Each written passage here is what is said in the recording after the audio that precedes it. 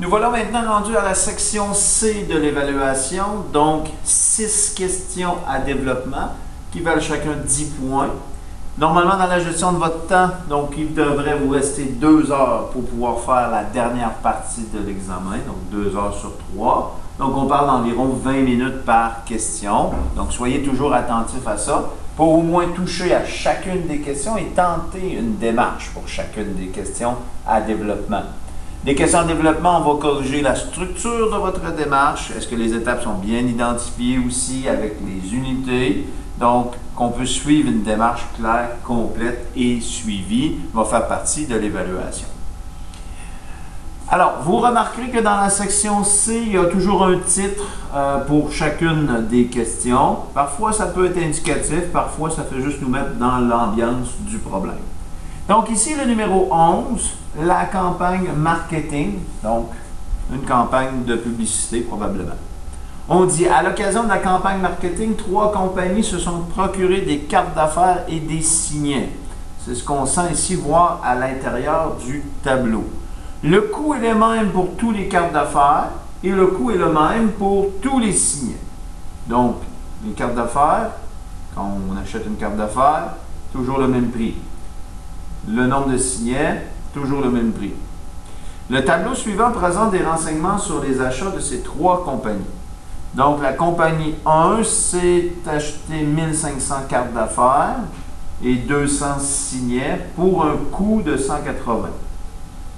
Et le 3400 et le 800, donc 3400 cartes d'affaires, 800 pour la compagnie 2 les signets pour 460.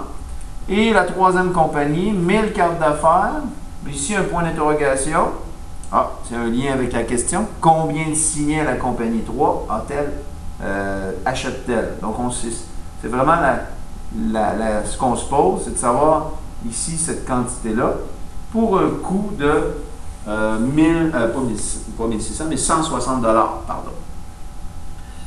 Donc, quelle stratégie on peut déployer ici? Bien, on a des informations concernant le nombre, mais il y a des éléments qui sont inconnus là-dedans.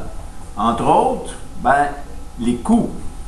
Le coût des cartes d'affaires, le coût des signets.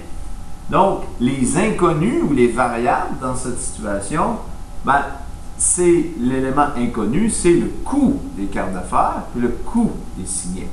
Donc, choisir ici de poser des variables, ce serait une bonne stratégie. Les cartes d'affaires, je pourrais par exemple décider que c'est X, et pour les signets, ben, je pourrais choisir Y. L'important, c'est qu'une fois qu'on a décidé, on le maintient jusqu'au bout. Donc ici, à partir des informations qu'ici, on pourrait construire un système d'équations.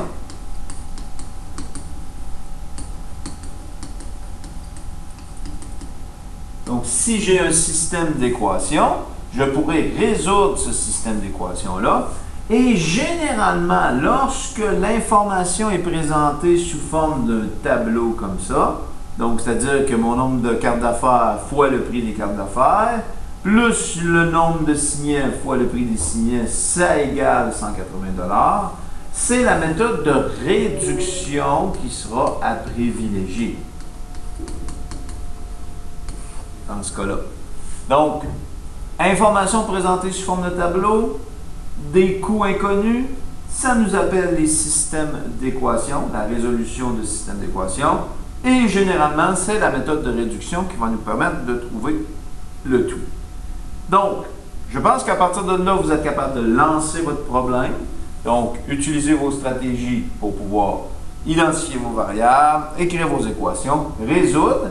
Et à la fin, soyez attentifs là, pour retrouver le nombre de signets. On ne cherche pas le coût du signet, mais le nombre de signets que la compagnie 3 s'est procuré.